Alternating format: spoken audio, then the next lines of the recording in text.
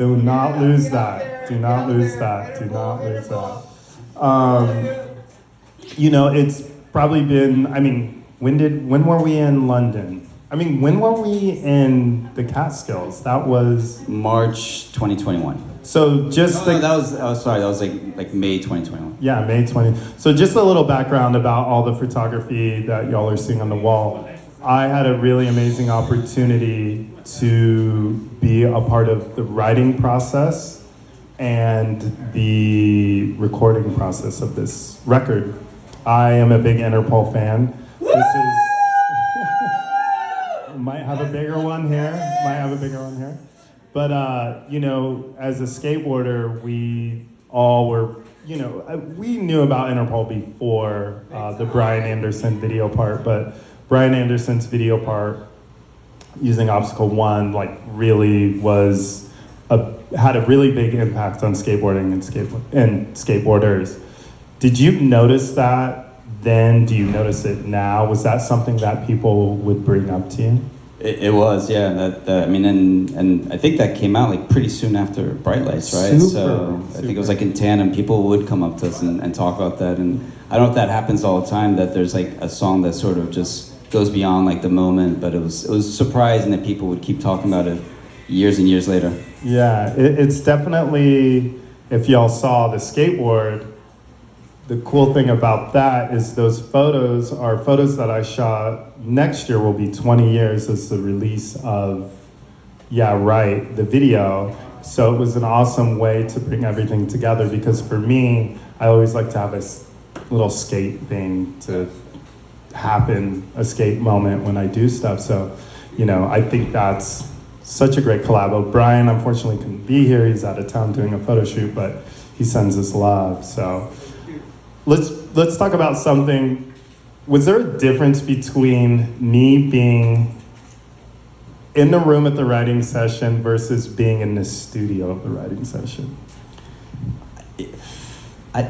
There's more pressure just while we're recording, in the sense there's a timeline and every day, you're trying to do stuff, but ultimately there wasn't, in the sense that you're very easy to be around.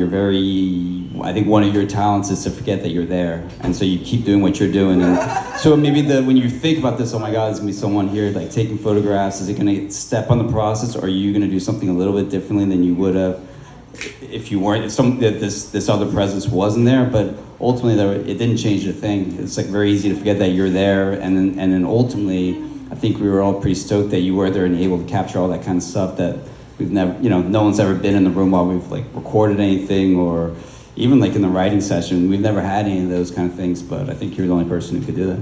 Yeah, whose idea was it? The label? Whose idea was it, actually? Someone? The label was yeah, it was alright.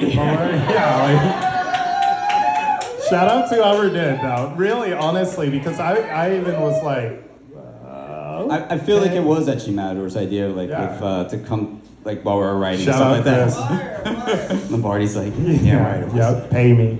It was definitely one of those things when I got approached with the idea. And I remember just trying to figure out our schedules and everything like that. And then going to the Catskills, because I know Daniel kind of separately from Paul, and I have a relationship separately because I, met Paul before and did the cover of the Banks and Steels, and then me and Daniel met at a sushi dinner with John Stanier, and we talked basketball. He's a basketball nerd, just so you know. If you want to talk NBA, he will. Sorry about the Knicks.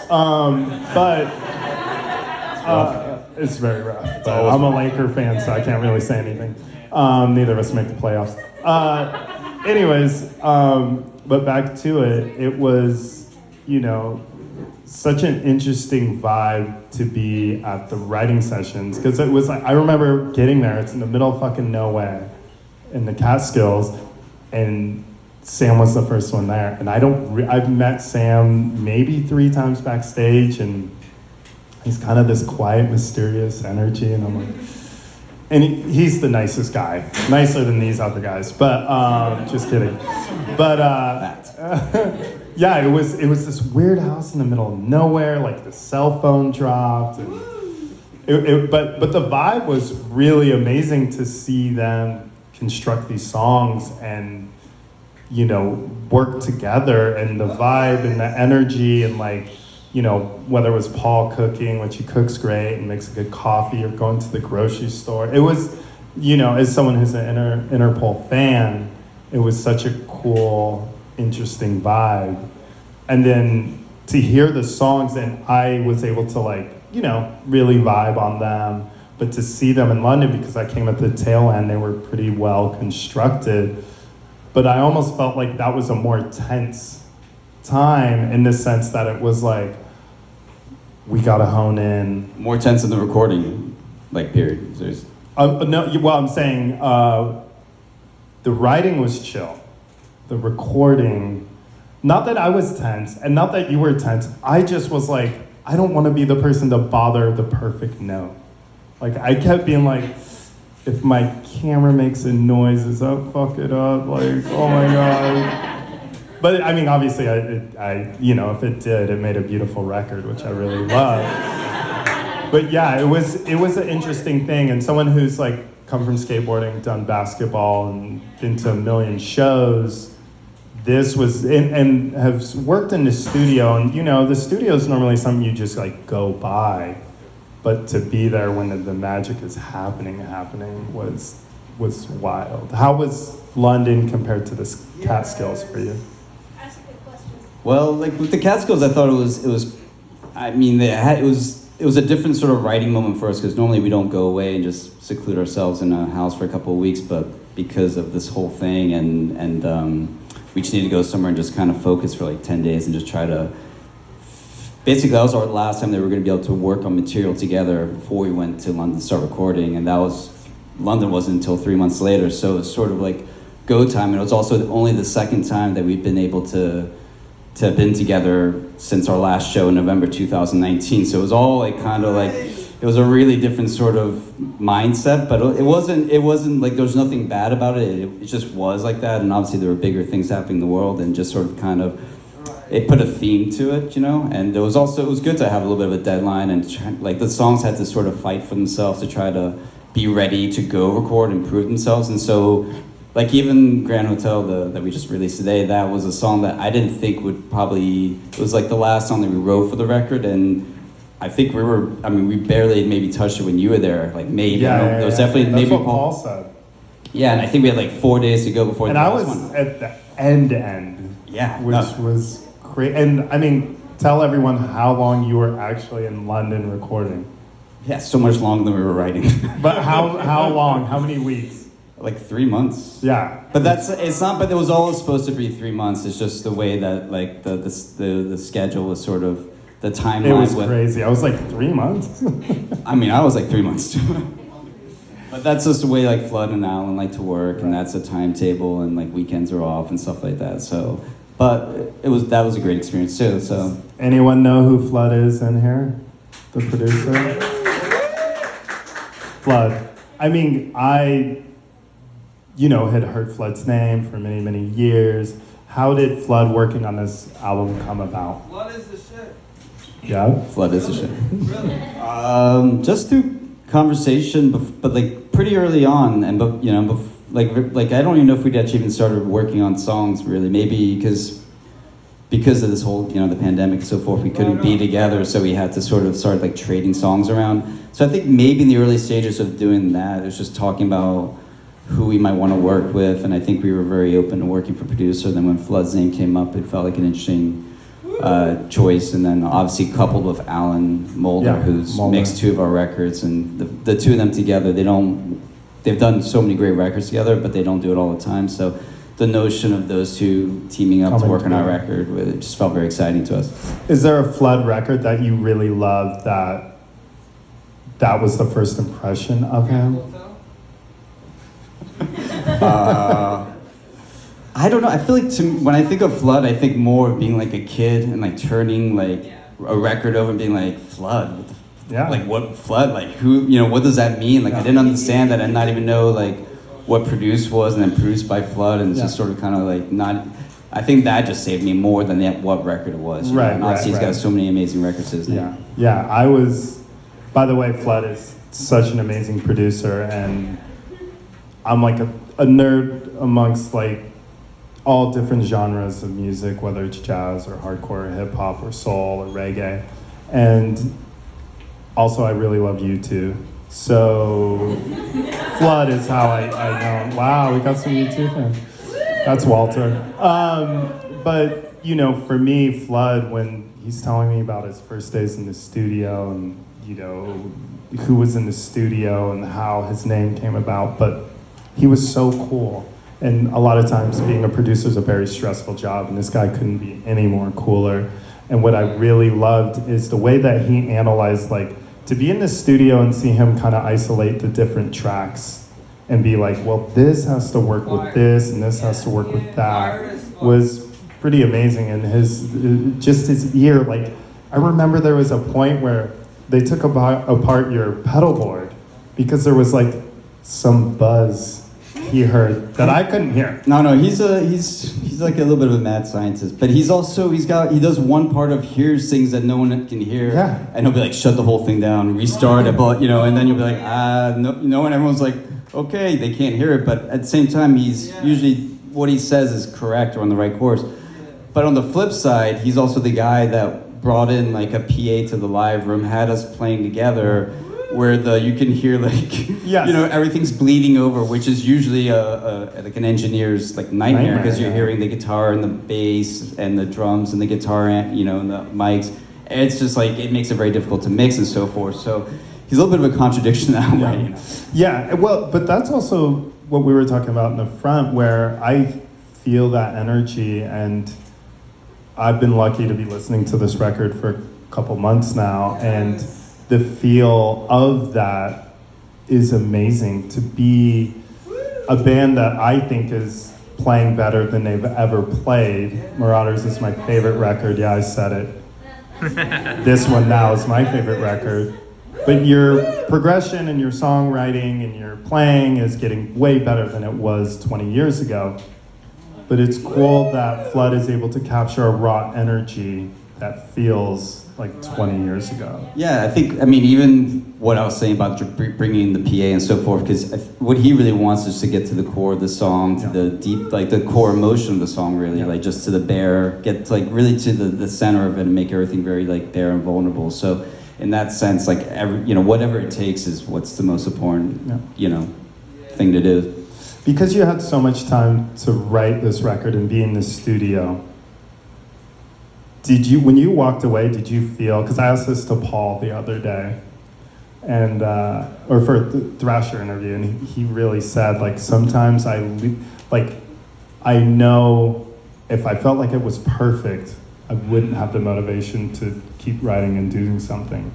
And I was like, whoa, that's an interesting thing, because to me, I'm like, oh, you feel like it's in the can, it's a perfect record. How do you feel about this? Like, are you like, I'm done, I wouldn't change a thing? Or do you hear it back and go, no, I wouldn't change a thing. Like, I feel like we put so much, and just in all of our records, we put so much time and attention, and I think we're very good about being very present in those key moments, about really like focusing in where it's like, you know, speak now or forever hold your peace, that you do, and sometimes in that moment there's conversation like between, you know, like Paul and I or Sam or whatever about like, do we want to do anything or so forth, and we'll evaluate it, and then it'll be like, sometimes you will make a move at the last minute and you'll be very happy for it, and then sometimes you won't and you'll also be happy for it. I mean, it's just, but whatever decision is made, I think you got to be like, you have to be good with it, and I think we find a way to find that closure, and it's important, but not like acceptance, more being like, we know how we ended up here. Right. How's it been playing, because you've been playing some shows? It's also now. Just like with like Marauder, for instance, because we did that all to tape. It's like we were limited by only having a certain amount of tracks, so at times it was, you know, there's like happy mistakes and so forth. It's not all about getting the perfect take as much as getting the take that has the right vibe for it, and so maybe we could have done it better, like, you know, like those one instance where we were making that record where I did like a pretty good guitar take, but I was like, all right, well, let's keep that one. And I like, saw tried- that. I was like, saw let me that try in to do London. the, Yeah. let me see if I can beat it. And then like Yeah. Dave Friedman, the producer, was like, we could do that, but then we'd have to erase part of the drums to give you another track to do it. So I was like, no. Yeah. So it's like good to make those kind of choices, you know? Yeah. Pick your battles more or less, and be happy with it. How has it been playing the new stuff live? I mean, you've been on the road. How much of the set is the new stuff versus the older stuff? I mean, it's always about trying to find a balance between all of our records. It's becoming more difficult with Yeah. 7 now. But we've been playing like 3 to 4 songs a night, and I think we're pretty stoked about playing the new songs, and they mesh well with the older stuff, and Yeah. it's super fun. Yeah, I mean, that's what's great about the sound of Interpol. Everything can work together, but it's so different. Because even when I saw you in LA, I honestly was like, kind of wanted more of the new record. But that's just me. That's me. You know, I really think it's such a great record, and y'all did such a good job pushing yourselves in a different direction of Marauders, and just the songwriting and the journey. Each song starts somewhere and ends somewhere different. Is that something you consciously do, or is that something that just kind of happens with Interpol? And especially the last 2 records, I really think your songwriting journey is more of a ride than slow part, fast part, slow, you know. Yeah, it's not like by effort. I think these songs just sort of like, sometimes that's just what the song asks for, and you find that path, or like you were talking about Passenger before, and I think that song has that sort of feel to it. But 100%. that just came to be, and and it's also the cool thing. I mean, the thing I love about our band is that sometimes like that song started with me at home, and then I'm playing it and I'm imagining like the verse and the choruses and what we're gonna do and so forth. But as soon as you start sharing it with like Sam and Paul, and then they put their own interpretation of it, and it just kind of goes somewhere in a very different direction, and you're like, well, I guess now we just took that turn. But you're stoked about that, and you're excited because it's like, well, this is way more exciting because I couldn't have predicted that, and that's what makes Right. the whole process always that much fresher and more difficult to repeat ourselves. Right. That's awesome. What was your favorite food in London? There was a lot of takeout. These guys eat a lot. Oh man, my favorite food in London. Literally, there was a lot of takeout. In the studio, like I don't know, man. That studio, there was just there's some like Indian stuff that was pretty good. Yeah, there was a lot of good Indian food. But Did you like the studio? I mean, I was, I didn't like it. It wasn't like I didn't like it, but Skepta was recording there, which I thought was fucking awesome. And his Maybach, it was a Maybach, right? Was parked there in the parking lot. And Paul does boxing. If you see the boxing photos, Paul would be boxing. did you ever see him? I did. Oh. I saw Skepta the very last. I kept being like, I want to see fucking Skepta. I'm a huge Skepta fan. I'd met him before, just really quickly, but yeah, I saw him the last day when I was leaving. I said goodbye to y'all. I walk out front and he's smoking out front. I was like, yo, Skepta. But yeah, was that studio compared to where you've recorded before? Like, where do you top it? Your favorite studio? Kind of average. No one's recording. It's definitely there. not average. I mean, it's like kind of a historic studio. Yes. Because that's where Alan Mulder has been mixing forever. So we've actually mixed album 4 there. We mixed El Pintor there. So I've been there for both those sessions. So I spent quite a bit of time there. It's a good studio. It's also like Flood's made so many records there, and all of his gear's there, like that he's made for all these other records, or these legendary records. So I think it was kind of just important to be where those guys were really comfortable. Yeah. I mean, I felt when I went in there, it's a big studio. Like, the tracking room had plenty of room, the control room. To me, normally you can be in a studio and be cramped up, but I felt like it was a great studio, Totally. Definitely the gate was kind of a little scary. But besides that, are we opening up questions to the crowd? Where do we want to go with this, huh? I was just going to say one thing just real quick. Oh yeah, hit me with some shit. Oh no, I was just one remark about because you were asking about being like, but the food? No, but when we were in the Catskills and we were actually working on, we have a song called Into the Night, and It's my fucking favorite. and we were in the middle of working on it. It's a little bit of like, there's like like time signature changes, and it's a little crazy at times. But right, we're like, so when you're, I don't know, I was really, I mean, I really love the progression, and I really love that song, and I was really, really into what was happening. But then when you turned around, you're like, and you actually reacted, it was just sort of like a big thumbs up, and I think it kind of, I think for us, or for me at least, it was like, cool, we're like on the right track. So.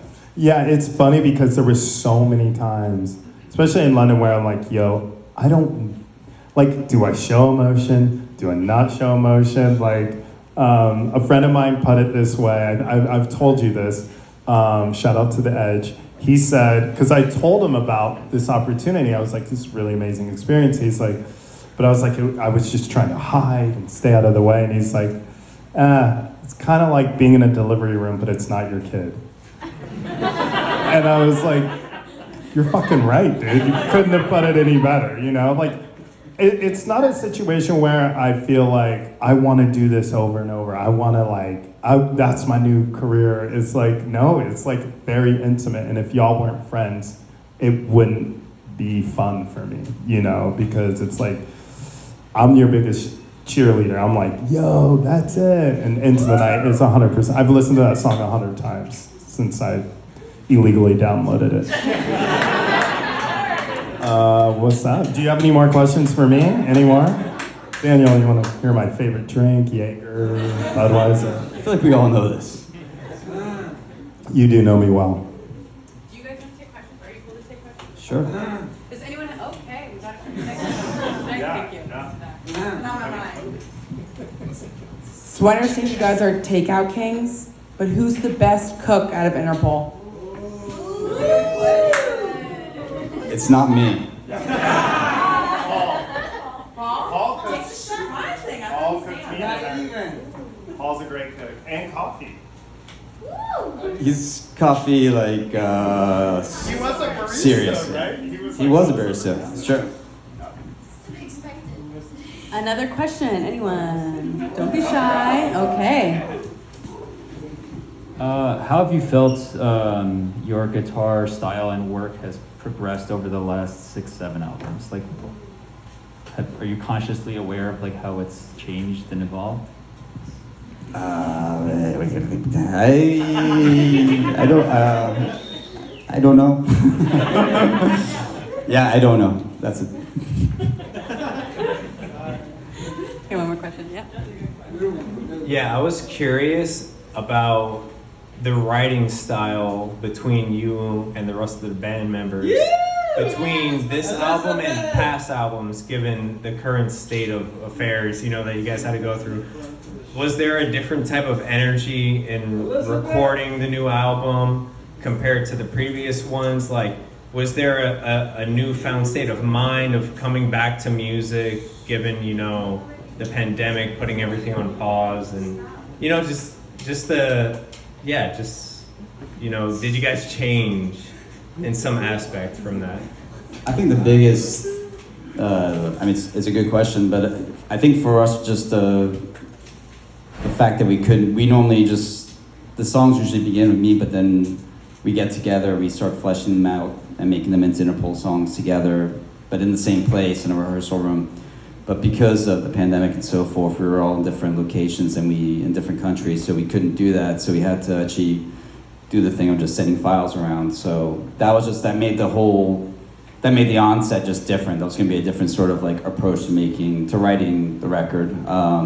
So that sort of just kind of gave us like a good challenge and a bit of a different ante. And but you know, I didn't know how it was going to work because we didn't have a precedent for it. But it actually worked great. And then, you know, I sent around songs to Sam and Paul, then Paul would be usually the first one to add bass and vocals, and then Sam would add on drums. And then soon it kind of felt a little bit like actually we were rehearsing in the same room because, you know, little by little, each time, like, the results were, like, really good, and they felt very similar to, like, leaving, like, really good rehearsals where, like, a song took a turn and, like, was finding, like, its foundation and its footing, and you were seeing its identity, like we were talking about, and it didn't feel like actually like being in different locations was like impeding the process or like making something so different. It felt very much like us. It felt like just like this is how we're writing the latest record. It felt like a natural evolution and not like that wasn't impeding things. It was more of just like a good way of doing something a little bit differently. Yeah. Good question. Any other? Okay. You're closest to me, so I'm gonna come to you.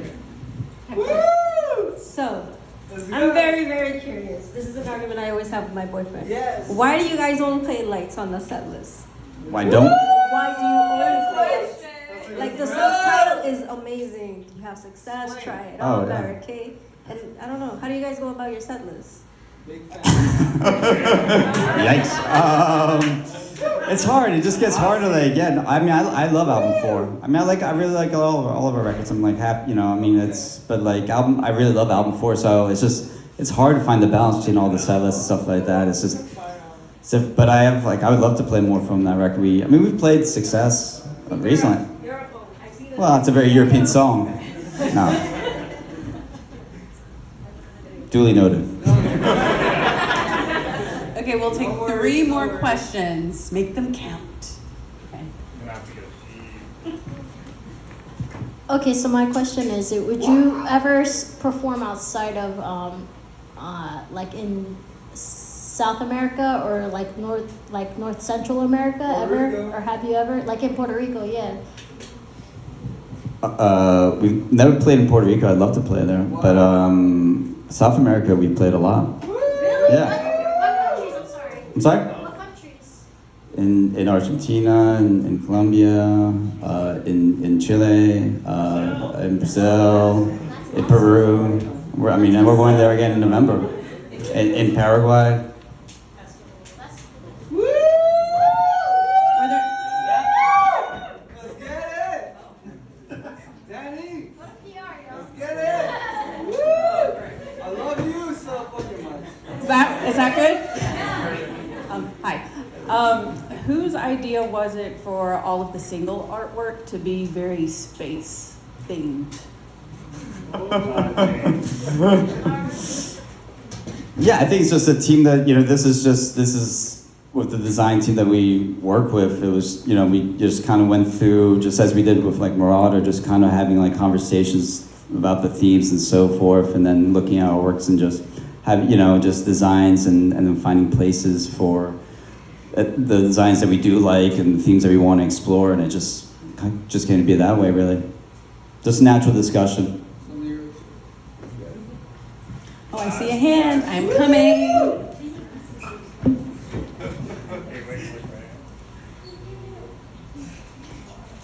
Have you had a favorite show this tour? And if you say King's Theater, you have to say which night. King's Theater. Which night? Oh man, this is a hard one. I'm gonna say the first night.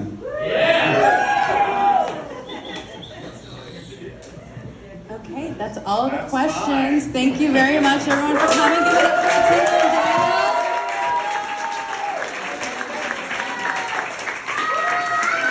Thank you both.